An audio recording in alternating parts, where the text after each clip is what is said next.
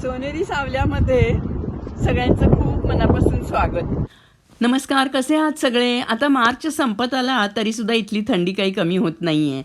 हो, मी सध्या अमेरिकेतल्या वॉशिंग्टन DC इथे माझ्या मुलीकडे आलेली आहे.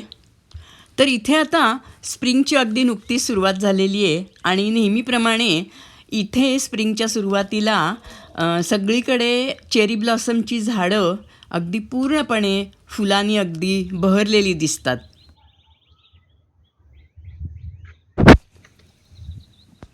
पण हा या नाजूक फुलांचा बहर अगदी काही दिवसच टिकतो.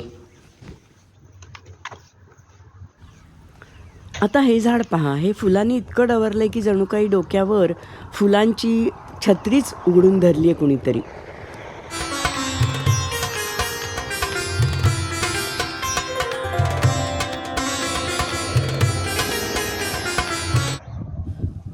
आता हे मार्च महिन्याच्या मध्यावर असं हे अगदी भरपूर फुललेलं झाड एप्रिल महिन्याच्या सुरुवातीपर्यंत अगदी पूर्णपणे त्याची फुलं गळून जातात आणि मग हा एक झाडांचा फक्त सांगाडा शिल्लक राहतो. पण या झाडांच्या सांगाड्यावर लगेच एक आठवडाभरातच कोवळी कोवळी पालवी दिसायला लागते आणि नंतर हळूहळू हे झाड असं लोंबत्या फांद्यांनी अगदी बहरलेलं दिसतं आणि प्रत्येक फांदी हिरव्या पानांनी नटलेली आणि त्या शुभ्र धवल फुलांचा कुठे मागमूसही दिसणार नाही झाडावर. अशी ही पावलोपावली बदलणारी निसर्गाची रूपं अनुभवताना खरंच अगदी मजा येते.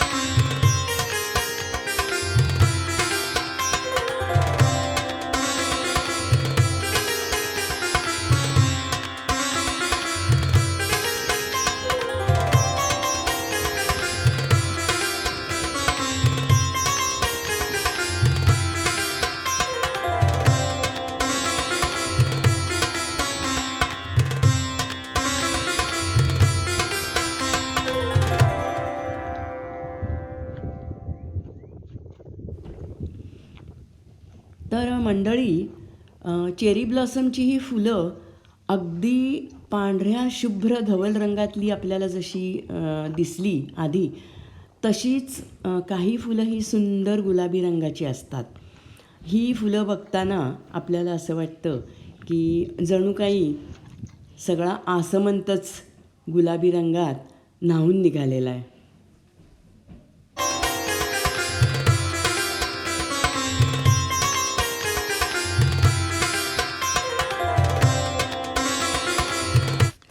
स्प्रिंगमध्ये इथली सगळी विविधरंगी फुलं बघून जसं आपलं मन प्रसन्न होतं, तसंच सगळीकडचे हिरवे हिरवे गारगालीचे बघूनही अगदी डोळे निवतात.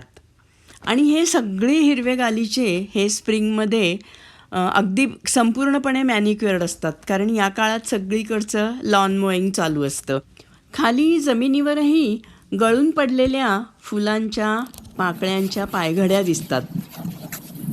या दिवसात आपल्याला गुलाबी आणि पांढरा मॅग्नोलिया, त्यानंतर आता हा आपल्याला दिसतोय हा पांढरा अझेलिया, नंतर विस्टेरिया अशा अनेक प्रकारच्या रंगीबेरंगी फुलांचा आपल्याला जमिनीवर सडा पडलेला दिसतो. अतिशय मोहक दृश्य असतं ते. ओके, तर भेटूया आता पुढच्या भागात. थँक्यू.